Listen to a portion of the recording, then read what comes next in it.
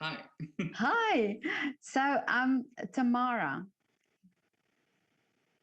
Maskara. That is such a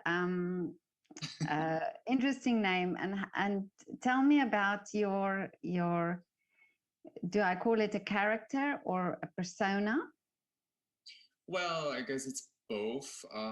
It's just, Mm. in drag, it's a whole act. In the beginning, Yeah. when I started doing drag, it was just for fun and going out and just, being all fabulous for the nightlife.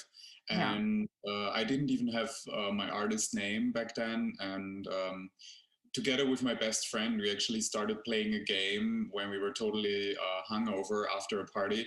And Mm. the game was to connect a feminine name and a beauty product. And so we came up with like Um, Linda lotion, Eva eyeshadow, and stuff like that. And then one of yeah. us said Tamara Mascara. And to me, it was just fun, but I realized that it's a great name because you can use it in basically every language. Yeah. Because Tamara is very universal and you can use it in French, in English, in Spanish, whatever you want. And mascara is, everybody knows what a mascara is. Exactly. And for me, the association with a mascara is like it makes you sexy and it's dark and mysterious and it gives you cat eyes. And so for me, I realized very quickly that this is a cool artist name because I didn't get any bookings before, but as soon as I had the artist name, I all of a sudden was booked. And so I was like, oh, I Really. can make Yeah. money. Right. This is new to Yeah. me. And this was about 15 years ago. And now I'm the most, the most well-known drag artist in Austria. But it's true that you say, because I mean mascara, if you think of it in the sense of makeup, I mean that's the bare essential really that you have to have. And especially for me with light hair and light eyebrows, I mean I don't go a day without mascara. Yeah. That was a very clever name.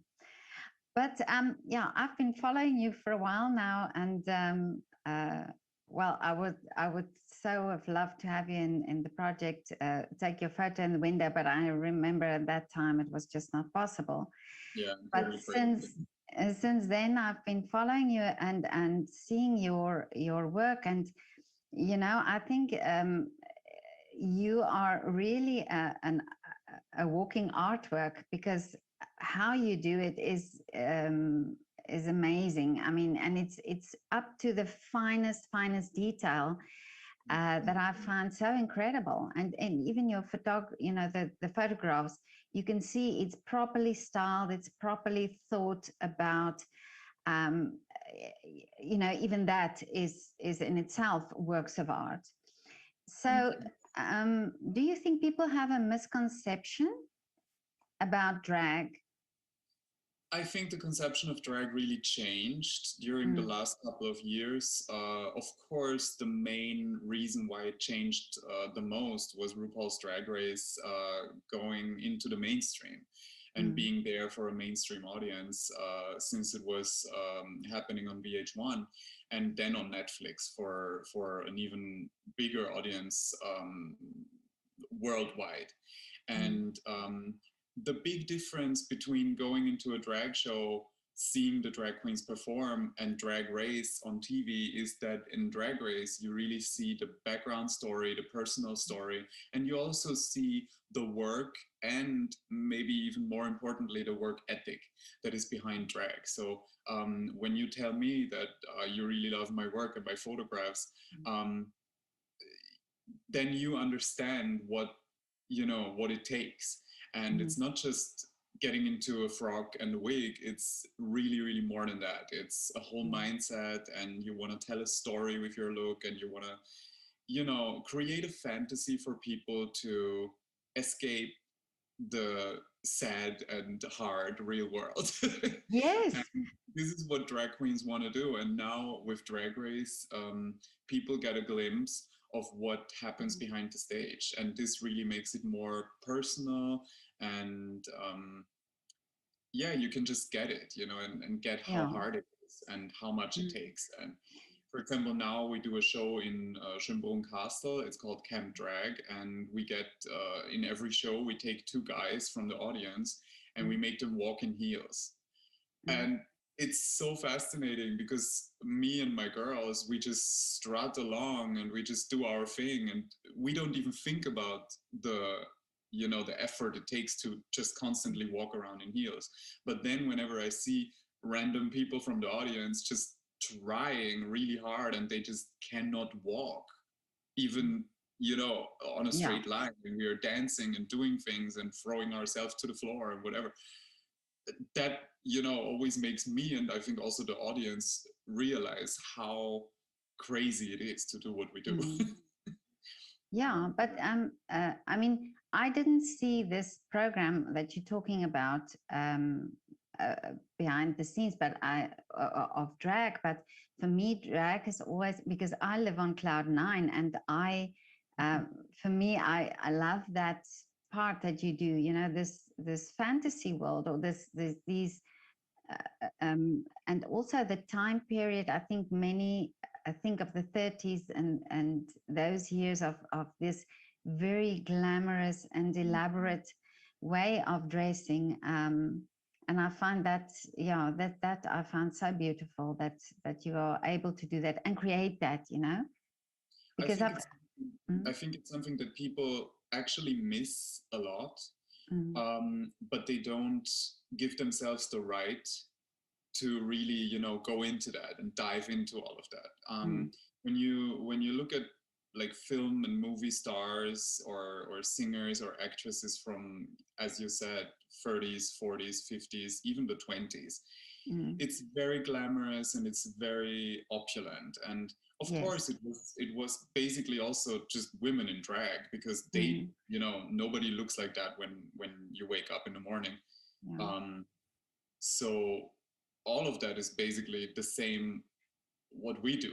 Or even in modern times, if you check out celebrities like Kim K, she doesn't look like that on a natural basis. It's very much makeup and Mm, operations and fat transfer. So it's also you know that fake image of a beauty that doesn't even exist in reality. yeah. So this is something that we really dive into on purpose, and we really want to give people this fantasy, and just make it real for a moment. And this is also something that I find deeply emotional about drag, that every time I sit down on my makeup table and I start to put my face on, every Mm, single time I try to paint the most beautiful picture. mm, And every single time, whenever I start, I know that I will take it off in just a few hours.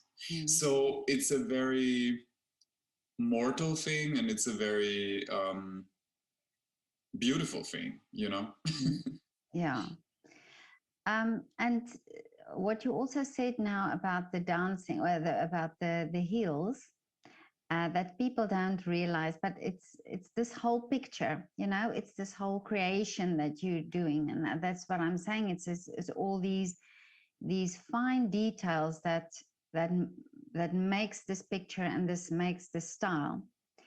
But who was the famous dancer who danced with Fred Astaire, who said she dances just as well as him, but just in heels? And that is definitely, yeah, that's definitely. Yeah. But now tell me about this show that you do in Schönbrunn, because this is also what I saw on Instagram. And I heard that you actually made and designed all these costumes, all these dresses. So currently, I'm running two different shows in the Imperial Castle Schönbrunn in Vienna, which is like a dream come true for me as a queen. I'm in the Yeah. castle now, so I won't leave. Yeah. Yeah. And I'm a big fan of, or a big admirer of, the Baroque architecture and the Oh, whole yeah. opulence again, and the whole fantasy. And I really, really appreciate the opportunity that I got to play there and do my show there together with my girls. And so we have two different shows. One is every Saturday evening. It's called Camp Drag, and it's a more modern approach to the whole thing. We are like all the drag queens kind of stopped performing during the lockdowns, and so our storyline is now after the lockdowns we are all going back to Camp Drag to Okay. learn how to get it going again. And Okay. this is really fun. Like we make fun of all these kind of Girl Scout camps, and Mm. to me there is also a political side to it, because in Austria it's still legal to have those camps where you want to turn around young people from being gay to being Oh, I normal. see. And Mm. so this whole camp idea is really fun to me. Oh, okay. Yeah, I And it's get a it. whole Yeah. game with Mm. different kind of mainstream things that are happening.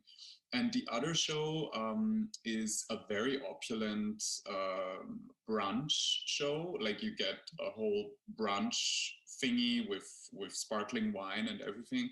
And then there is a 2 hour long show with the Empress Elizabeth, and I'm acting as her like court lady or something. And there are different characters, and they all have their own storylines, and it's a whole lot different than other drag shows that people usually know, because in like normal drag shows you have like song after song, and in between there is one queen coming out talking some kind of bullcrap. And in Okay. our show it's like a whole theater, so Oh, everybody has okay. spoken words. We have live singing included. There's not only lip syncing, but there's a lot of live singing and theatrical dialogues. Mm. And yeah, actually I wrote the whole play, and I also designed and made all the costumes. Oh, Yeah, amazing. I mean, thank you. I saw those costumes. They are incredible. Thank Really. you. When I heard you made it, I couldn't believe it, really. A lot Beautiful. of Where, time in lockdowns. and that you Apparently wrote, my was burning. but that you wrote the piece as well, is incredible. What is um, is there a deeper story, or is it, It's what a is, very funny story. I kind of based it on different things. Like in Austria, there was a time after World War II mm, when the movie industry really, you know, thrived, and they all created a lot of these typical Austrian 1950s movies. And mm, also Sissi with Romy Schneider was one of those 1950s golden era of Austrian film things. And most of the time in these movies there was some kind of um, uh, Verwechslungskomödie in yeah, German. It's like when somebody is mistaken for being another person or having another status or whatever. And this is what we also include, or what I included in this brunch show. So there is a military guy that came back from Italy to the castle in Schönbrunn, and he leaves a letter with his official sign in the royal hair salon. and okay. and then the sneaky ladies, they find the letter and they really want to find out what's going on, and then they plan to hold a match behind it so they can read the message, and then the whole letter is going up in flames. And so they are like, oh my god, this is like betrayal of the court and betrayal of the queen and whatever, and we will die in jail.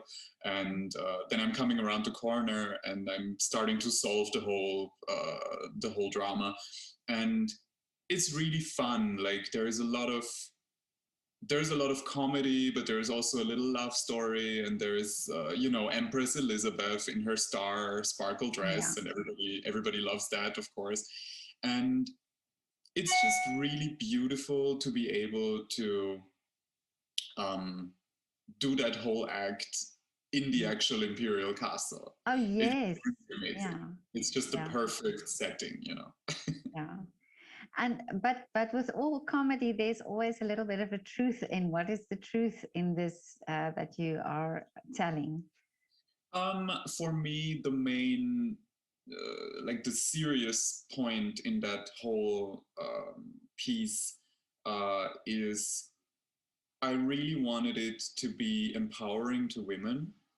I wrote the entire piece thinking about um, the women that are in our audience. And last year, in a show that I did in summer, there was a lady coming up to me after the show, and she said, for her, it was like a revelation to go to this drag show because she saw all of us young boys just dressed up and painted, and we didn't give a single shade. Like it was just, we gave all, and the lipstick couldn't be redder and the dress couldn't be more sparkly. And for her, it just gave her a lot of self-confidence to dress up herself and stop giving a fuck for what people think. And especially in Austria, if somebody's dressed, people always react like, why are you dressed? Who are you dressed for? For what occasion are you dressed? And you don't need all that. You can just dress for your own, you know, feel good moment. And you just want to pass a mirror and be like, Miss Fang, this is good, you know, and I don't need a reason for it. I just want to be glam and beauty when I feel like it. And this made me realize that in drag and in drag shows and our performances lies a great power to empower an actual woman. So this is what I was thinking about. So all the tracks in this piece are very much like female empowering tracks, you know, and the whole storyline is about girl power, you know, and how we can just stick together and get things done, you know. And it's a wonderful feeling when I see, you know, ladies in the audience realizing what the whole play is actually about, you know. And there is a key scene where Empress Elizabeth dresses up as a boy, and then she goes out to have a secret meeting at nighttime in the park, and and then she realizes that actually by just being dressed up as a random boy, she has more freedom than as an empress, as a woman. And so she directly states that towards the audience, like, even in this stupid costume, I had more of a free will than I have as a woman being an empress. And sometimes people even cry, you know, because they find that deeply emotional, you know. And I think there is a great power in a young man being dressed up as a woman, you know, stating that. And we use a feminine image as something powerful and strong. And usually, you know, femininity is kind of associated with being weak or being hysterical or being, you know, not able to do things by yourself. And we kind of try to, you know, swipe away that stupid image of femininity being the weaker gender, and we just put femininity on, and it empowers us, you know. I think this is incredible what you are talking about, and you are so right, and I think this sense of naivety, almost this sense of you know, this dressing up, this very girly type of thing that we did as you know, I remember when I was a little girl as well, how I loved my dresses, and I remember in the 60s the dresses were so short that my mum had to buy my knickers the same color as the dresses. Because and then they had these frills on. But if you think of it in a way, women who dress up in that sense uh, are perceived as being a bit naive and a bit, you know, not powerful. And you are now creating a sense of this power, which is, this is amazing. Yeah, I mean, what you're doing much more than just the dress up. You are really doing art, because art speaks, and art it touches, you know, these very, very important subjects. And this is amazing. Yeah.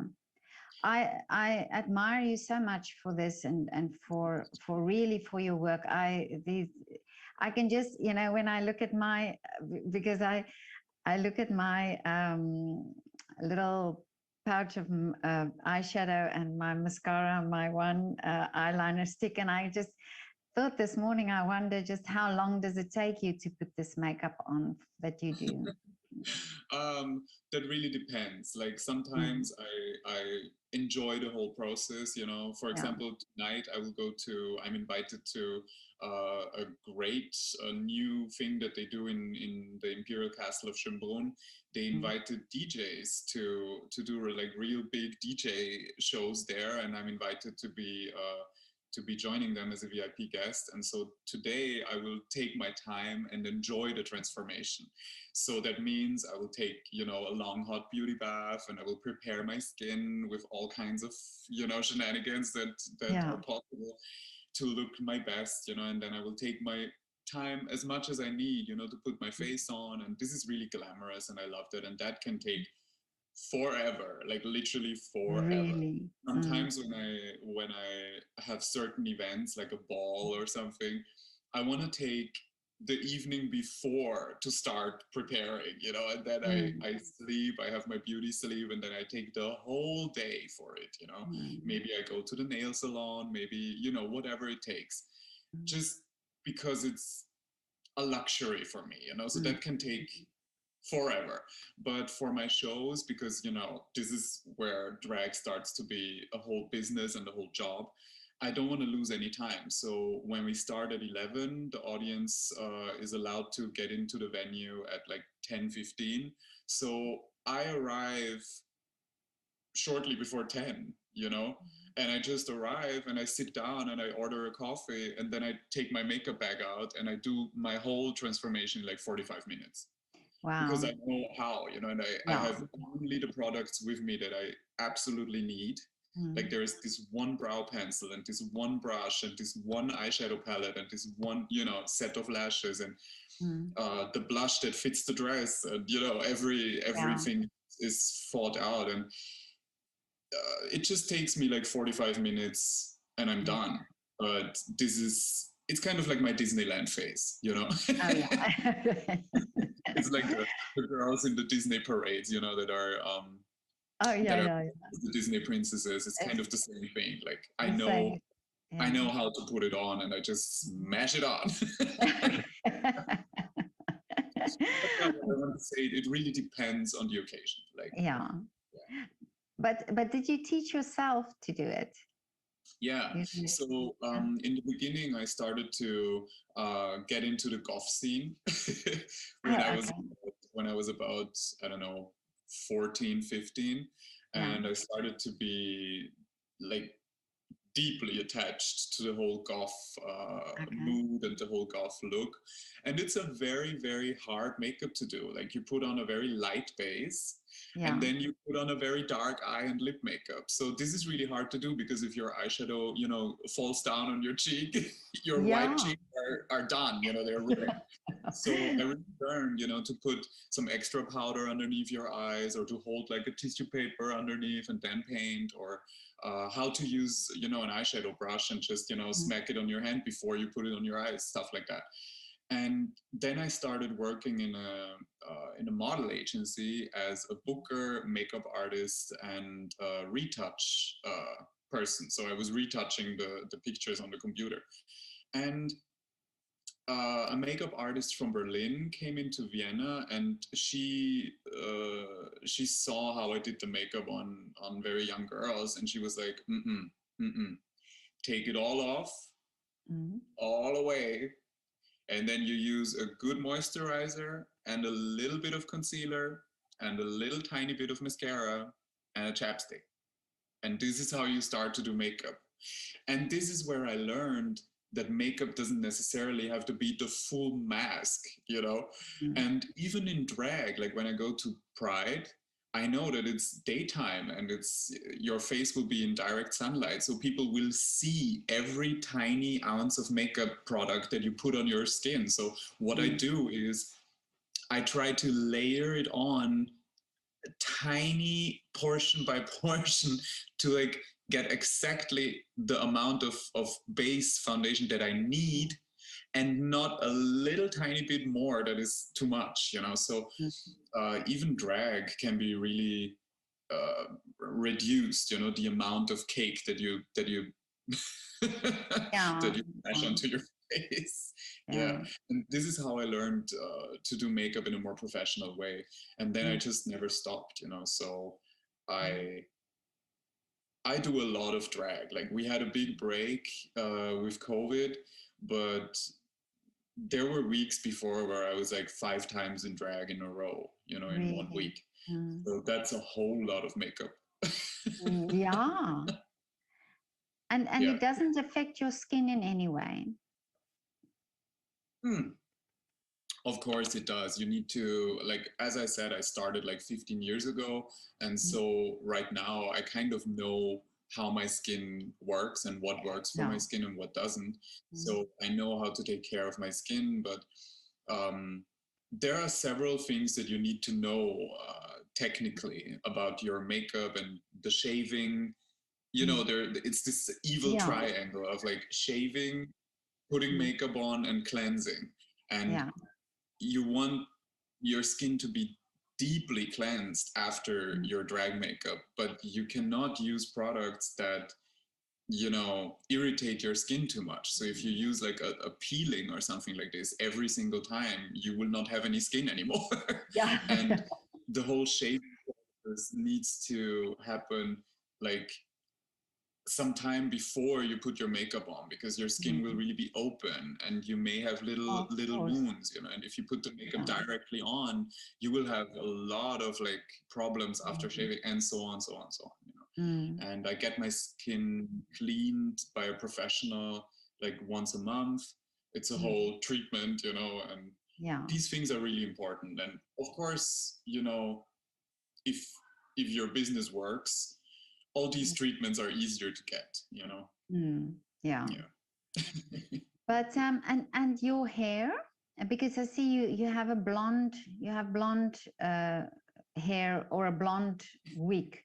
Uh, did I you have decide? so many wigs. Pardon? I have so many wigs. I change it up all the time. Really? Tamara initially started only wearing black hair, Yeah. only. And then after a while, you know, it just got boring to me. And I was like, Yeah. you know, maybe blondes have more fun. And, you know, why should I, you Exactly. know, limit myself to one hair color when I'm wearing wigs, obviously, you know? Yeah. So now I really enjoy wearing dark red Mm. hair. I really love that platinum blonde that is almost white. You know, I Yeah. really like it. It just gives me a very icy, you know, icy Yeah. feeling. I And love it. I Yeah. also love the classic black because it's just really chic and really Mm. mysterious, you know. And yeah, I think we, all of us, not just drag Mm. queens, I think we all should just try to use as many colors and as many textures and as many, you know, interesting things on ourselves, just to find Mm. out, you know, and just to Yeah. see and experience it, because we only have one life. Yeah. True. And we are sometimes scared, or insecure to try new things and to experiment with new things. And I think it's almost brave to do it, to just get out there and do your thing and I also dress up tell the way you want. Yeah. Yeah, I also tell this to my like real female friends, you know. I Yeah. tell them that just get a wig. It's so much fun, you know. Whenever you want to Mm. go out, a night on the club, you know, and you just want to Mm. have the time of your life and Yeah. boogie woogie woogie, you can just take like a short hair wig that is already curled, and you just shake and go, you know. And it's Yeah. just so much fun. Why Yeah. not? They're like, Yeah. oh my god, I would never wear a wig. And I'm like, why? You're damaging your hair, you know. You can Yeah. just buy one that is very close to your own hair color and get it Mm. styled in the most amazing ways. You know, it Oh, doesn't have to be right. unnatural. It can also look really glamorous and sexy. And Mm. what many people don't realize is that the whole, you know, celebrity culture, all of these girls are wearing wigs or hair Mm, pieces or extensions, which is more or mm. less a wig, you know. Yeah, We're yeah. all doing it. Like, there wouldn't be a Beyonce without wigs, you know. Yeah. Well, it would be so amazing to just be able to have such a transformation like you can do. So I would love Yeah, that you so much. can. Yeah. Everybody can. You just sit down, do your makeup, and just transform yourself. You know, Mm, it's kind of like getting dressed up for carnival. You know, yeah. or in a more elegant way, if you get dressed up for a very chic and formal event, and Mm, you know, think of the moment when you get your hair done and you do, you know, a strong evening makeup. You maybe mm, dare to put like a little sparkle on your eye. You wear mm. jewelry and you put a long evening gown on. You feel transformed, right? And this Exactly. is the Mm, same thing that we do. It's just, mm. yeah, there is no difference. Yeah.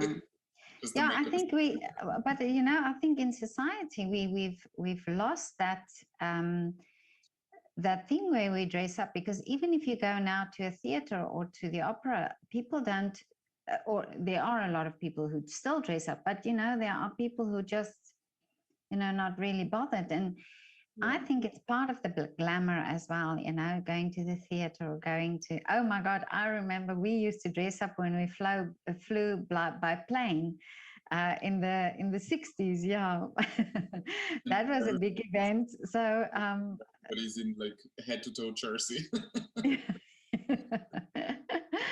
but it's so wonderful to talk to you. You are amazing. I spoke to um, Jeez. Stefanin yesterday. Cool. Um, Stefanin Oh, um, Dimitar. Dimitar, yeah, Oh, wow. Okay. and he's had so much wonderful things to say about you, Uh, and that you dance together. And he said that you are just such an incredible person. So that's so yeah, beautiful. that is, and it's also wonderful that you did this Dancing with the Stars, because I believe it was the first time also that they had somebody, a drag queen, on. Yeah, it happened in Australia before, and she was very successful there. I wasn't that successful on the Ah, Austrian Dancing with the Stars. They kicked me out on the third episode, which was sad to me. And I kind of feel that there was like a political thing behind it, but mhm, whatever. To me, it was still a very beneficial thing to do because it got me a lot of media attention and a lot of the general public noticing me as an artist and as a public figure. mhm, And I really think that if there was just one little boy with his family in front of the mhm. TV set being like, uh, I got, you Yeah, know, yeah, perfect, perfect. If there was just one little boy, I'm happy. yeah.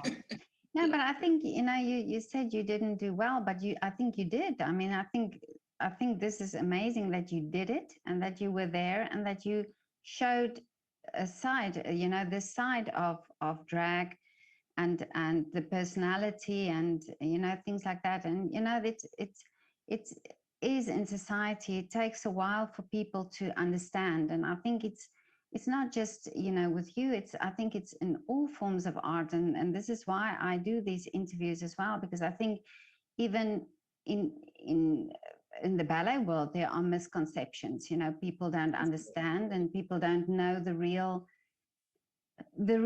story behind. And it's so important that we start recognizing um, all these different forms of art as for what they are, and that yeah, these preconceived ideas are taken away, so that children have the opportunity to express themselves in a way. And like you say, even if there's one boy who feels this is my art, this is how I can express myself in a way, then that was important that you were on that show. And yes.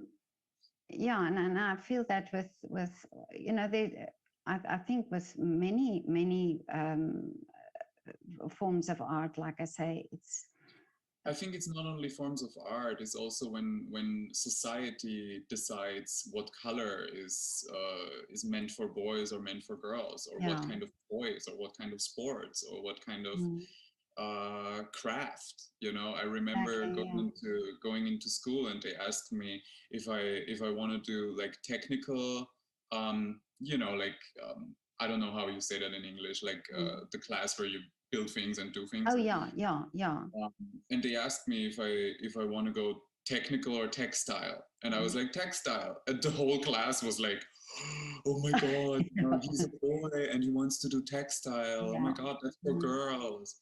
And I'm like, "Why? Why yeah, should that be for girls? Like, exactly. Yeah, what exactly is like, you know, who decides?" exactly. You Yeah. know, I it's mean, just my son is a ballet dancer, and I remember when he was young and he was a little boy, and he did ballet. There were always also the boys in the area where we lived who played football, and he didn't even like. I mean, he didn't like football, and not didn't like. I mean, he would kick the ball around, but didn't have an interest in football. yeah. And this is this thing that you're saying. Why is it that it has to be these specific roles that they put also people in? It's Mm, just terrible, and it's just really boring. And I mm, think people need to realize that it's just such a waste of time to just do what society thinks is right for you. It's yeah, just such a waste of time. In the end, you will realize that you just spend your whole life doing what other people think is good for you. And yeah, why should anybody do that? You know? yeah. Yeah. Mm. No, that's true. But this was amazing, Tamara, to talk to you.